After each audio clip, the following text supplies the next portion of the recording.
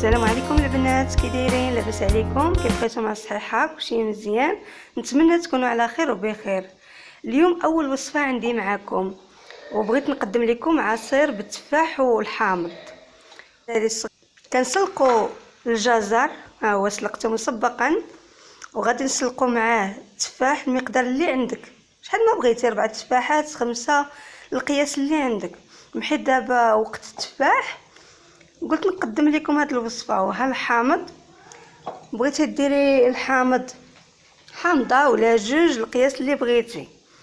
انا دابا غندير هذا القياس ديال التفاح مع حامضه والجزر. غادي نقيو دابا التفاح،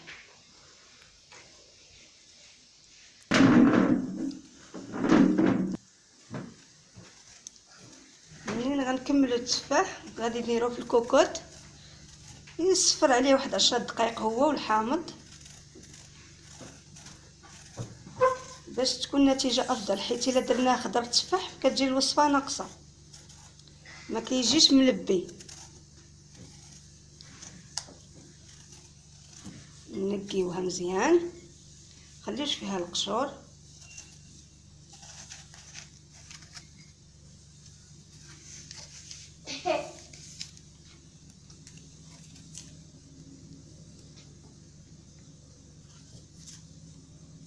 ونتمنى هاد الوصفه تعجبكم البنات. سالينا التنقيه ديال التفاح، غادي نديرهم في الكوكوط. نتبع التفاح والحامض حتى هو راني نقيته، حيت له العظم باش ما يجيناش مر. وغادي نديرو فيه القياس ديال الماء. ها نتوما البنات، غنديروا الماء القياس اللي غنغطيو به التفاح، حيت بيه غادي نطحنوا العصير. فهمتوا مزيان؟ وغادي نسدو الكوكوط ديالنا ونردوها حتى واحد 10 دقائق. ها هي دابا البنات الكوكوط كتصفر على نار مهيله، يعني ماشي مجهده بزاف. انا غنزيد نقص ليها. هانتوما نقصت ليها وهي كتصفر، قلت لكم قياس 10 دقائق. ملي غادي تكمل انا غنوريكم عاوتاني القياس ديال التفاح ديال الطياب، حيت هو دغيا كيطيب. وهانتوما البنات دابا ها هو التفاح كيكون طايب. هانت كتقيسوه بالموس كتلقاوه طايب، حتى الحامض كيكون طايب. ونخليوه دابا يبرد مزيان وعاد نطحنوه مع خيزو.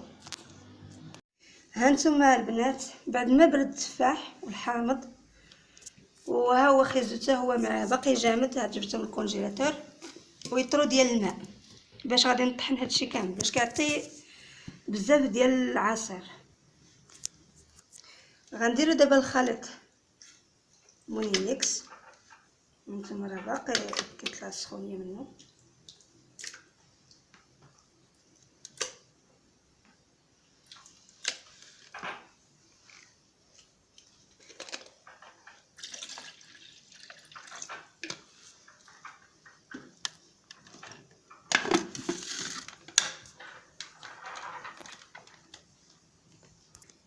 غنبداو نطحنوها البنات.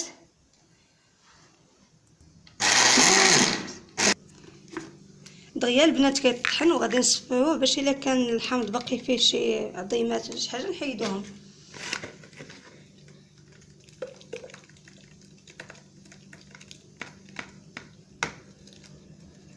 شفتوا البنات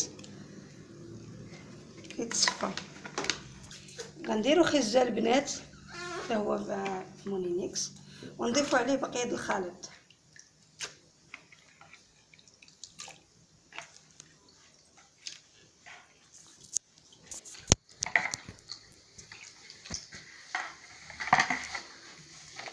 نضيفو عليه حتى هو الماء.